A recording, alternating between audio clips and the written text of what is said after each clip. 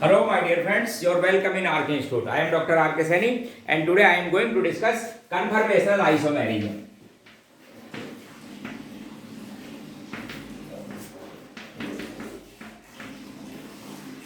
तो इंट्रोडक्शन के बारे में आपको समझा दूं कि सबसे पहले हमने स्टीरियो आइसोमेरिज्म को ब्रॉडली टू पार्ट में डिवाइड किया था। एक तो कॉन्फिगरेशनल और एक कन्फर्मेशनल। डिफरेंस यह था कि कॉन्फिगरेशनल आइसोमर्स दे, चाहे ज्योमेट्रिकल बात करो या ऑप्टिकल, उनमें क्या एनर्जी डिफरेंस सफिशिएंट होने की वजह से आप उनको सेपरेट कर सकते हो। दूसरी बात, वो इंटर कन्वर्ट होते हैं by the breaking of bond. इनके बारे में क्या खास बात है कि without breaking of bond interconvert होते हैं। एनर्जी डिफरेंस इतना कम होता है कि आप इनको सेपरेट नहीं कर सकते, नॉन सेपरेबल होते हैं। तो अब आप समझ जाए, इसका इंट्रोडक्शन समझा देता हूं। डिफरेंस इन रिलेटिव ओरिएंटेशन, ध्यान से सुनना। Difference in relative orientation of group और atom in the molecule due to rotation along with carbon carbon single bond। देखो ध्यान से, जैसे सपोज ये कार्बन कार्बन सिंगल बॉन्ड की, ये मैंने कोई कंपाउंड लिखा, ये इस पर A था, B, ये C, इसी तरह पे इसमें A डैश, ये मैंने बोल दिया साहब B डैश, और ये कोई C डैश, ऐसे ग्रुप लगे हुए हैं। ए कॉन्फ़िगरेशन तो ए रिलेटिव कॉन्फ़िगरेशन, इस ए के जब सपोज हो सकता है ये बिल्कुल एक्लिप्स फॉर्म में हो, या हो सकता है स्टेजर्ड बिल्कुल पास में हो, ढका हुआ जिसको कहते हैं एक्लिप्स, या मैक्सिमम डिस्टेंस पर हो वैलेंसी। अब मैं क्या करता हूं, इसको थोड़ा सा रोटेट कर देता हूं, तो इस ए का और इस ए का relative configuration, relative orientation different हो जाएगा। इस तरह से मैं इसके इनफाइनाइट डिफरेंट ओरिएंटेशंस बना सकता हूं। इसका मतलब हुआ कि जो कन्फर्मर्स हैं वो कितने होते हैं किसी मॉलिक्यूल के, इनफाइनाइट। कंडीशन है कि सिंगल बॉन्ड होना चाहिए, तो मैं क्या करता हूं, एक कार्बन को कांस्टेंट कर दूंगा, दूसरे को थोड़ा सा रोटेट करूंगा, तो relative configuration, relative orientation different type का हो जाएगा। उनको बोलते हैं कन्फर्मेशनल आइसोमर्स और rotamers also. Due to less energy difference can not be separable, they are change interchange without breaking of bond. Break नहीं कर रहा हूं, ब्रेक को समझ गए, विदाउट ब्रेकिंग ऑफ बॉन्ड एक दूसरे में वो कन्वर्ट होते रहते हैं। और कई बार जब हम उनको सेपरेट नहीं करते तो these are also known as hypothetical और नॉट ए रियल आइसोमर्स। इनको हाइपोथेटिकल भी बोलते हैं, रियल आइसोमर्स नहीं बोलते। अब इनका रिप्रेजेंटेशन दो तरह से रिप्रेजेंट किया जाता है। एक तो सोहर्स फॉर्मूला, एक तो सोहर्स फॉर्मूले थे, और एक किया जाएगा न्यूमल से। तो पहले मैं आपको सोहर्स फॉर्मूला बता रहा हूं, देखो एक बार ध्यान से। जो कार्बन कार्बन जिसमें सिंगल बॉन्ड से रोटेट करोगे उसको एक इस तरह के डायगोनल टाइप की स्ट्रेट लाइन, ऐसे लाइन से लिखते हैं। उसकी तीन वैलेंसी, ये 1, ये 2 और ये 3। सपोज ये 1, ये इस तरह का जो होता है ना फ्रंट वाला, इसको मैंने लिख दिया B, और ये सपोज पीछे की तरफ है, ये हो गया C, या 1 ABC लिख दिया मैंने, ABC। इस पर भी ये तीन वैलेंसी, ये A डैश, इसको लिख देता हूं B डैश, और इसको लिख देता हूं मैं C डैश। तो आप देखो एक कन्फर्मेशन में, तो जब ये सपोज ये B और इसके नीचे B, ये C के नीचे A के नीचे, जब एक कार्बन की वैलेंसीज दूसरे कार्बन की वैलेंसी के जस्ट एक्लिप्स फॉर्म में हो। जस्ट एक्लिप्स का मतलब यदि मैं साइड व्यू यहां से देखूंगा इसको, तो मुझे केवल A डैश, B डैश और C डैश दिखाई देगा, ये नहीं। तो ऐसे कन्फर्मेशन को हम कहते हैं एक्लिप्स फॉर्म। क्या कहते हैं? एक्लिप्स। अब हम इसको थोड़ा रोटेट कर देते हैं, कितने भी रोटेट कर सकते हैं, इनफाइनाइट कॉन्फ़िगरेशन बनते हैं। सपोज मैं इसको 180 पर रोटेट कर देता हूं, सपोज इस लाइन के 180 पर रोटेट करता हूं, एक कार्बन को कांस्टेंट रखे, तो आप देखना इस कार्बन की वैलेंसी A, इसकी B और इसकी C, ये तो रखी मैंने कांस्टेंट, और इसको रोटेट कर देता हूं 180 पर, तो ये वैलेंसी आ जाएगी ये नीचे A डैश, B डैश चला जाएगा इधर, देखो इधर ये हो गया B डैश, और ये हो जाएगा आपके पास में C डैश। अब ये जो कॉन्फर्मेशन है, ध्यान से देखो, A से काफी डिस्टेंस पर, B से काफी डिस्टेंस पर, और C जब मैक्सिमम डिस्टेंस पर हो तो इसको कहते हैं स्टेजर्ड। तो इस कंफर्मेशन को क्या कहते हैं? स्टेजर्ड। और इनके बीच में जितने भी कंफर्मेशंस होंगे आर नोन एज गॉस और स्क्यू कंफर्मर्स। एक बार वापस सोहर्स प्रोजेक्शन फॉर्मूले में हम क्या करते हैं, जो कार्बन कार्बन जिससे रोटेट करेंगे उसको एक स्ट्रेट लाइन से ड्रॉ करते हैं इस तरह से साइड व्यू के द्वारा। उस पर तीनों वैलेंसी, एक कार्बन की तीनों वैलेंसी और दूसरे कार्बन की तीनों वैलेंसी का रिलेटिव कॉन्फ़िगरेशन में ही तो अंतर है, इसको कहते हैं अपन आइसोमर्स। ठीक है, कन्फर्मेशन आइसोमर्स। तो ये तो सोहर्स प्रोजेक्शन फॉर्मूला था। इसको न्यूमैन से भी शो करते हैं। न्यूमैन में देखो एक बार ध्यान से, जो कार्बन है आपके पास में साइड फ्रंट वाला, न्यूमैन में से कैसे रिप्रेजेंट करते हैं समझिए आप। न्यूमैन प्रोजेक्शन, न्यूमैन प्रोजेक्शन फॉर्मूले में सपोज जैसे ये मेरे पास में ये दो कार्बन थे, इस पे ये 3 वैलेंसी थी, इस पर भी ये 3 वैलेंसी थी। एक तो सामने वाला कार्बन, इसको तो लिख देता हूं मैं फ्रंट। फ्रंट के कार्बन को रिप्रेजेंट करते हैं डॉट से, ये उसकी 3 valency A B C suppose. और ये जो कार्बन है बैक का, ये इस बैक कार्बन भी कहते हैं इसको, या रेयर कार्बन भी कहते हैं, इसको रिप्रेजेंट करते हैं सर्किल से, इसकी ये 3 वैलेंसी। अब इन दोनों को एक्चुअली बना के रख देते हैं एक साथ मिला के। तो देखो इसके भी मैं कहीं लिख सकता हूं, सपोज देखना, ये मैंने लिखा पहला कॉन्फर्मेशन, ये आपके पास में फ्रंट वाला कार्बन, उसकी 3 वैलेंसी, ये बैक कार्बन, उसकी ये 3 वैलेंसी। इनमें भी देखो ये पहले वाले की 3 वैलेंसी और दूसरे की, तो एक तो इनमें मैक्सिमम डिस्टेंस हो सकती है, जितनी मैक्सिमम डिस्टेंस हो सकती है इन दोनों में डाइहेड्रल एंगल बोलते हैं इसको। डाइहेड्रल एंगल जैसे ये 60 डिग्री का है, ये भी 60 डिग्री का है, ये 60 का। जब मैक्सिमम डिस्टेंस पर हो valencies, relative valencies of one carbon atom to another carbon atom, then this configuration is known as staggered. इसे क्या कहते हैं हम? स्टेजर्ड। अब हम इसको 60 डिग्री पर रोटेट कर देते हैं, तो 60 डिग्री पर रोटेट करने से ये वैलेंसी इसके एक्लिप्स, ये इसके इस तरह से, एक कार्बन को रखो कांस्टेंट, फ्रंट के कार्बन को या बैक के कार्बन को रखा कांस्टेंट, और दूसरे की वैल्यू उसको घुमा दिया, कितने पर रोटेट कर दिया? 60 पर। तो ये वैलेंसी इसके पास आ जाएगी, ये वाली जो दूसरी वैलेंसी इसके नीचे, और तीसरे वाले की वैलेंसी इसके नीचे। तो कुल मिलाकर बात होगी कि जब हम इनको रोटेट कर देते हैं, एक कार्बन की वैलेंसी दूसरे के जस्ट एक्लिप्स फॉर्म आ जाती है, तो उनको क्या कह देते हैं अपन? एक्लिप्स कन्फर्मर। और इसके अलावा जितने भी अदर होते हैं in between them are known as, इनके बीच में उनको क्या कहेंगे आप? स्क्यू भी बोलते हैं कई बार, और गॉस, स्क्यू और gauche conformation in between them. अब देखो कुछ मैं आपको एग्जांपल बताता हूं। तो जो न्यूमैन प्रोजेक्शन फॉर्मूला है, ये थोड़ा ज्यादा बेटर रिप्रेजेंटेशन करता है कन्फर्मर्स को in comparison to sawhorse, ठीक है ना। अब देखो आप समझिए इसमें से कि कौन ज्यादा स्टेबल होता है, कौन किस तरह से। सबसे पहले सपोज मैं इथेन के कन्फर्मेशन लिख रहा हूं, देखो ध्यान से, ये इथेन CH3, ये फ्रंट कार्बन है, ये रेयर कार्बन है। फ्रंट कार्बन पर 3 वैलेंसीज हैं, ध्यान से देखो, इसको डॉट से लिखूंगा क्या क्या? एक H, एक हाइड्रोजन और एक हाइड्रोजन। अच्छा, रेयर कार्बन पर भी 3 वैलेंसी है, तीनों हाइड्रोजन जुड़े हुए हैं, ये कार्बन तो आपस में बॉन्डेड है, इसके पीछे वो कार्बन, एक तो मेरे पास में, ये देखो इधर ध्यान से, ये तो मैक्सिमम जब डिस्टेंस पर हो, वैलेंसी मैक्सिमम डिस्टेंस पर हो, डाइहेड्रल एंगल मैक्सिमम हो, उसको कहते हैं स्टेजर्ड। क्या नाम है उस कन्फर्मेशन का? स्टेजर्ड कन्फर्मेशन। अब आप इसको 60 डिग्री पर रोटेट करो, 60 पर रोटेट करेंगे तो ये वैलेंसी एक्लिप्स फॉर्म में चली जाएंगी, एक को कांस्टेंट रखें। सपोज आपने फ्रंट के कार्बन को कर दिया कांस्टेंट, ये लो फ्रंट का कार्बन तो रखा अपनी कांस्टेंट पोजीशन पर, और रेयर कार्बन के वैलेंसीज को रोटेट कर दिया 60 पे, तो H के नीचे ये H आ जाएगा, इस दूसरे हाइड्रोजन के नीचे ये हाइड्रोजन, और तीसरे के नीचे ये हाइड्रोजन। तो आपको क्या दिखाई देगा? सामने से देखोगे तो केवल एक कार्बन की वैलेंसी दिखाई देंगे, ऐसे को कहते हैं एक्लिप्स। इसका क्या नाम रहेगा? Eclipse conformation. अब आप समझो ध्यान से, इनमें which one is more stable and which one is less stable. तो ध्यान से सुन लो, एक तो स्टेबिलिटी में चेक करने के लिए स्ट्रेन, डाइहेड्रल एंगल मैक्सिमम होना चाहिए, जिससे क्या है कि पास पास में नहीं हो। तो यहां पर dihedral angle 0, repulsion, van der Waals repulsion भी ज्यादा। वंडरवाल रिपल्सन का मतलब समझते हो ना? साइज, एटम या ग्रुप के जो साइज की वजह से रिपल्सन होता है उसको कहते हैं वंडरवाल। तो इसके अंदर बिल्कुल पास पास में रहेंगे, वंडरवाल रिपल्सन ज्यादा, dihedral angle 0 and has eclipsed form is less stable than staggered. However their energy difference is so less, only 3 kilo calorie per mole. Their energy difference is so less and has these conformers can not be separable from their reaction mixture या from the mixture. तो इसको हमने बोला था ethane का। और देखो कुछ कन्फर्मेशन, जैसे सपोज ये मेरे पास में एन ब्यूटेन है, एन ब्यूटेन के कैसे कन्फर्मर बनाएंगे? देखिए ध्यान से, ये साहब आपके पास में एन ब्यूटेन, आप किसी भी सिंगल बॉन्ड के रेस्पेक्ट में बना सकते हो। वैसे सपोज ये तो मेरे पास में फ्रंट का कार्बन है और ये रेयर कार्बन है, तो देखो फ्रंट के कार्बन पर क्या जुड़ा हुआ है, ध्यान से देखिए, इस फ्रंट के कार्बन को इस डॉट से लिख दिया मैंने, इस पर 2 तो जुड़ रहे हैं साहब H, और एक जुड़ रहा है CH3, ये देखो इधर ऐसे लिख दिया मैंने, ये फ्रंट का कार्बन। बैक का कार्बन इस सर्किल पे, इस बैक के कार्बन पर भी 2 हाइड्रोजन एंड एक मिथाइल, तो एक कन्फर्मेशन तो मैंने ऐसे लिखा, आप देखो एक बार ध्यान से, एक कन्फर्मेशन स्टेजर्ड फॉर्म है। और जो बल्की ग्रुप है, दोनों बल्की ग्रुप एक दूसरे के just opposite, and has this staggered form is known as anti, this staggered form is known as anti. अब मैं इसको 60 डिग्री पर रोटेट करता हूं, तो ये किस में कन्वर्ट हो जाएंगी? वैलेंसीज एक्लिप्स फॉर्म में, ये मिथाइल इसके नीचे इस तरह से, देखना आप एक बार ध्यान से, फ्रंट के कार्बन को तो रखो कांस्टेंट, एक किसी कार्बन को, जैसे मैंने यहाँ पर फ्रंट के कार्बन को कांस्टेंट रख दिया उसकी वैलेंसीज को,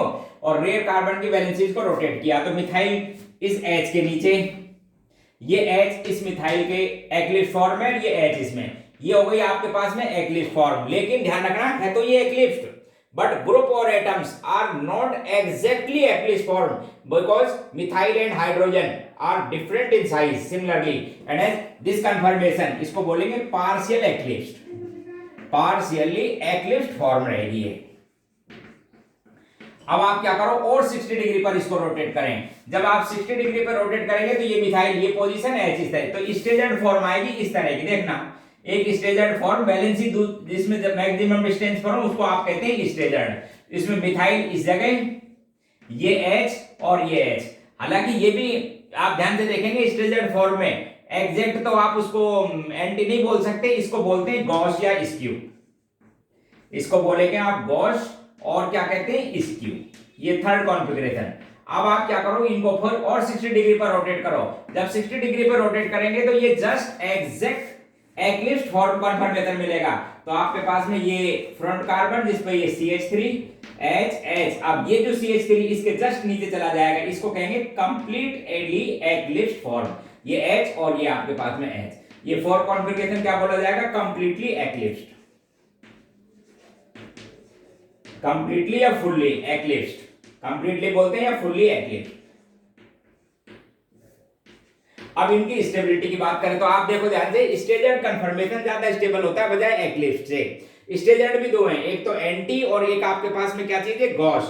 तो एंटी कन्फर्मेशन में जो बल्कि ग्रुप है वो एक दूसरे के काफी डिस्टेंस पर maximum, therefore the van der Waals repulsion, देखो एक बार ध्यान से, van der Waals strain is minimum, और जब मिनिमम रिपल्सन मोर स्टेबल, तो सबसे ज्यादा स्टेबल तो होगा फर्स्ट, उसके बाद में आपके पास में गॉस कन्फर्मेशन या स्क्यू थर्ड, उसके बाद में पार्शियली एक्लिप्स्ड, और सबसे लेस स्टेबल या सबसे हाई एनर्जी होगी कंप्लीटली एक्लिप्स्ड की या फुल्ली एक्लिप्स्ड की। तो ये आपके पास में था कंफर्मेशन आइसोमर्स किसके, एन ब्यूटेन के, किसके रेस्पेक्ट में था, कार्बन सेकंड और थर्ड के रेस्पेक्ट में। और सुनाता हूं, देखो अब आप ध्यान से सुनो, कुछ केस ऐसे होते हैं जिसके अंदर जो गॉस कन्फर्मेशन है वो ज्यादा स्टेबल हो जाता है बजाय एंटी से। वो दो तीन चीजें आप समझना इसको, देखो सपोज दो तीन कन्फर्मेशन में बता देता हूं आपको क्या क्या चीज हो सकती है गॉस में, कि या तो मॉलिक्यूल, देखो आप समझ लो, जैसे ये मेरे पास में ये रियर कार्बन था, इसकी ये वैलेंसी है X, और ये आपके पास में बैक कार्बन है, इसकी वैलेंसी है Y। देखो एक बार ध्यान से, अब ये दो बात, ये तो है इसका गॉस कन्फर्मेशन और इसका मैं एंटी लिखता तो ऐसे भी हो सकता है। देखो इधर ये आपके पास में X फर्स्ट कार्बन की, और ये भी इसको लिख देता हूं Y, ये दो वैलेंसी दिखाई। वैसे आप ध्यान से देखिए दोनों ही स्टेजर्ड कन्फर्मेशन है, लेकिन वैलेंसी या एटम्स के रेस्पेक्ट में it is Gauss and it is anti. कुछ केसेस ऐसे होते हैं जिसमें गॉस कन्फर्मेशन ज्यादा स्टेबल हो जाता है इन कंपैरिजन टू एंटी। क्या क्या केस हो सकते हैं, if X and Y make hydrogen bond, X and Y make hydrogen bonding, एक केस। दूसरा, X and Y have different inductive effect, एक प्लस आई इफेक्ट का और दूसरा कैसा होना चाहिए, माइनस आई इफेक्ट का। If X and Y have different charges, एक प्लस चार्ज का और दूसरा कैसा होना चाहिए, माइनस चार्ज का। ऐसे कुछ केसेस होने पर गॉस कन्फर्मेशन मोर स्टेबल हो जाता है इन कंपैरिजन टू एंटी। जैसे मैं आपको कुछ एग्जांपल्स दिखाता हूं, देखिए तीन case, if they make hydrogen bond, if both groups have opposite inductive effect, one is plus I and another one is minus I, और बोथ ग्रुप्स और एटम्स कैरी अपोजिट चार्जेस, एक प्लस हो और एक माइनस, उस case में हो जाता है। जैसे देखिए अब आप इंपॉर्टेंट एग्जांपल भी जैसे इस बार आया भी था आपके पास में, जेई में आते रहते हैं ऐसे क्वेश्चन, जैसे इथाइलिन ग्लाइकॉल का देखो आप ध्यान से, ये मेरे पास में साहब इथाइलिन ग्लाइकॉल, इसका ये फ्रंट का कार्बन है सपोज, और ये रियर कार्बन है। फ्रंट के कार्बन पर तीन वैलेंसीज हैं, जिस पर एक वैलेंसी पर OH है, दो वैलेंसी पर हाइड्रोजन है ये, और ठीक इसी तरह से रियर कार्बन पर भी एक तो OH है और दो हाइड्रोजन है। देखो इधर ध्यान से, है तो ये स्टेजर्ड फॉर्म, लेकिन कहती है ये गॉस। एक इसकी एंटी बना देता हूं, आप समझना, एक इसकी मैंने लिख दिया एंटी फॉर्म। क्या एंटी फॉर्म, एक OH इस तरह से, और यहां पर लिख देता हूं OH, ये इसकी एंटी फॉर्म है। कन्फर्मेशन गॉस स्टेजर्ड का मतलब समझ लेते हैं, मैक्सिमम वैलेंसी है but relative groups in Gauss form. तो यहां पर हाइड्रोजन बॉन्ड बन जाएगा, ध्यान से देखिए, when hydrogen placed between two more electronegative element then electrostatic force of attraction, ये पॉजिटिव और ये negative, then electrostatic force of attraction is termed as hydrogen bond. Therefore Gauss conformation is more stable than anti if isomers या groups make hydrogen bond. तो एक case तो ऐसा हो सकता है जैसे इथाइलिन ग्लाइकोल का, ठीक है। इसी तरह से बहुत से एग्जांपल्स आते रहते हैं। और देखिए कंफर्मेशन एक और देखिए आप, जैसे ये लिखा मैंने फर्स्ट क्लोरोप्रोपेन, इसमें ये आपके पास में फ्रंट कार्बन और ये आपके पास में रियर कार्बन। तो फ्रंट कार्बन में फिर देखो कौन कौन से ग्रुप जुड़े हुए हैं, एक तो जुड़ा हुआ है Cl, एक तो क्लोरीन ग्रुप है क्लोराइड और 2 हाइड्रोजन है, ठीक है। इस रियर कार्बन पर भी एक तो आपके पास में मिथाइल है और 2 हाइड्रोजन है। तो एक मिथाइल तो मैं ये लिख देता हूं, देखो एक बार ध्यान से, ये तो है आपके पास में गॉस कन्फर्मेशन। एक इसका एंटी, एक एक्लिप्स तो ध्यान रखना सबसे कम स्टेबल होता है, एक इसका एंटी। अब आप एक बार वापस देखना, इस H को कांस्टेंट रखो और इसको घुमा दो, तो ये इसका हो जाएगा साहब आपके पास में एंटी कन्फर्मेशन। इसमें भी gauche conformation is more stable than there anti because chlorine so minus I effect and the methyl so plus I effect and hence electrostatic force of attraction exists between them because they have different inductive effect and hence Gauss conformation is more stable than anti। और देखो एक यदि lone pair हो, एक और खास बात Gauss effect में एक और लाइन, यदि बल्कि ग्रुप के रेस्पेक्ट में गॉस फॉर्म पर लॉन पेयर ऑफ इलेक्ट्रॉन हो then conformation is more stable than anti. क्या बोल रहा हूं दोबारा सुन लो, बल्कि ग्रुप के रेस्पेक्ट में लॉन पेयर ऑफ इलेक्ट्रॉन हो गॉस कन्फर्मेशन में देन वैन डर वाल repulsion is minimum therefore the कन्फर्मर is more stable. For example देखिए आप ध्यान से इसी को, सपोज ये मैंने लिखा आपके पास में इथाइल अल्कोहल, ये जो आपके पास में इस ऑक्सीजन को बोलता हूं मैं फ्रंट और ये जो कार्बन है ये है रियर। आप देखना इस ऑक्सीजन पे क्या जुड़े हुए हैं वो समझिए, इस ऑक्सीजन पर एक तो हाइड्रोजन अटैच है और 2 लोन पेयर, देखो इधर ये तो 2 लोन पेयर, ऑक्सीजन के आउटर मोस्ट शेल में 6 इलेक्ट्रॉन होते हैं और एक क्या है आपके पास में हाइड्रोजन, ये तो लिखी मैंने ऑक्सीजन, चेक कर लो 2 लोन पेयर हैं और एक हाइड्रोजन। अच्छा इस आपके पास में रियर कार्बन पर 2 तो H है और एक मिथाइल। अब आप देखो इस रियर कार्बन को 2 तो इसमें क्या है H है और एक मिथाइल, तो 2 तो H लिख देता हूं, एक तो H इधर लिख देता हूं, एक H इधर लिख देता हूं और एक मिथाइल यहां लिख देता हूं। अब आप देखो ये भी इस मिथाइल के रेस्पेक्ट में दोनों लोन पेयर किसमें गॉस फॉर्म में and as this conformer is more stable या most stable because less steric crowding, जिसको आप बोलते हैं वैन डर वाल रिपल्सन। यहां तो कुछ है ही नहीं, आप समझिए इसको, इस गॉस मिथाइल के रेस्पेक्ट में यहां पर एटम ही नहीं है, इसलिए वैन डर वाल रिपल्सन मिनिमम। तो आप ध्यान रखें ऐसे कुछ केसेस होते हैं जिसमें गॉस कन्फर्मेशन मोर स्टेबल हो जाता है। और कुछ एग्जांपल्स आपको समझाता हूं, देखो जैसे ये मैंने लिखा सक्सिनिक एसिड, इधर देखिए this molecule is succinic acid. इसकी कंडीशन समझो आप ध्यान से, सबसे एसिडिक मीडियम में आपको पता है H+ आयन की फॉर्म में रहेगा इसी तरह से। तो इसका ये तो आपको फ्रंट वाला कार्बन ये रेयर, इसमें वही 2 वैलेंसी हो गई था आपके पास में, एक तो दोनों H से सेटिस्फाइड और एक COH से, इसमें भी COH। देखो ये इसका gauche conformation more stable, gauche conformer is more stable due to hydrogen bonding, gauche conformer is more stable due to hydrogen bonding. यहां पर भी हाइड्रोजन बॉन्डिंग हो जाएगा, ध्यान रखना इस तरह से, in comparison to anti conformation के कंपैरिजन में गॉस ज्यादा स्टेबल होता है एसिडिक मीडियम में उसका रीजन है एसिडिक फॉर्म में। यदि मीडियम एल्कलाइन होता, आप ध्यान रखना, यदि एल्कलाइन मीडियम होता तो ये किस फॉर्म में दिखता है, नेगेटिव फॉर्म में, एनायन की फॉर्म में मिलता है एल्कलाइन मीडियम में, बेसिक pH 7 से ज्यादा हो। उस केस में इसका एंटी कन्फर्मेशन मोर स्टेबल होता क्योंकि सिमिलर चार्ज के जो आयन है वो एक दूसरे से मैक्सिमम डिस्टेंस पर होने चाहिए। तो ध्यान रखें कि यदि एल्कलाइन मीडियम है तो अपोजिट चार्ज के जो आयंस हैं वो एक दूसरे के एंटी पोजीशन पर मोर स्टेबल, और यदि ये न्यूट्रल होता या फिर मैं बोलता हूं एसिडिक मीडियम होता तो हाइड्रोजन बॉन्डिंग की वजह से गॉस कन्फर्मेशन ज्यादा स्टेबल होता। ये तो बात हो गई है गैस में, लिक्विड में और सॉल्यूशन में। कई बार यदि सॉलिड में क्वेश्चन आता है तो ध्यान से सुन लो, in case of solid antiform is always more stable than other conformation due to close packed structure। जो एंटी कन्फर्मेशन है वो हमेशा ज्यादा स्टेबल होता है in solid state because bulky groups or opposite groups have closely packed structure due to symmetrical arrangement of the groups or molecules। तो इस तरह से आप इसको चेक करेंगे। अब आपको इसका कन्वर्जन और समझा देता हूं कि कन्वर्जन कैसे करते हैं। देखो इधर सपोज ये आपके पास में सोहर्स प्रोजेक्शन फॉर्मूला था, इधर देखिए ये क्या है, सोर्स प्रोजेक्शन फॉर्मूला। जैसे मैंने ये बैलेंस इसके नीचे बनाई थी, ये डॉटेड लाइन से इस तरह से, ये फर्स्ट, ठीक है। अब आप इसको 160 पर, तो ये जो 1, ये 1 डैश, ये 2, ये 2 डैश, ये 3 और ये 3 डैश, ध्यान रखना है ये सोर्स। और सोर्स प्रोजेक्शन फॉर्मूले को सबसे पहले आप लिखेंगे एक्लिप्स फॉर्मेट, एक्लिप्स, ठीक है ना, न्यूमैन प्रोजेक्शन फॉर्मूला। तो इसका न्यूमैन प्रोजेक्शन फॉर्मूला ऐसे है, आप एक बार देखो, इस कार्बन पर ये नंबर 1, ये 2 और नंबर 3।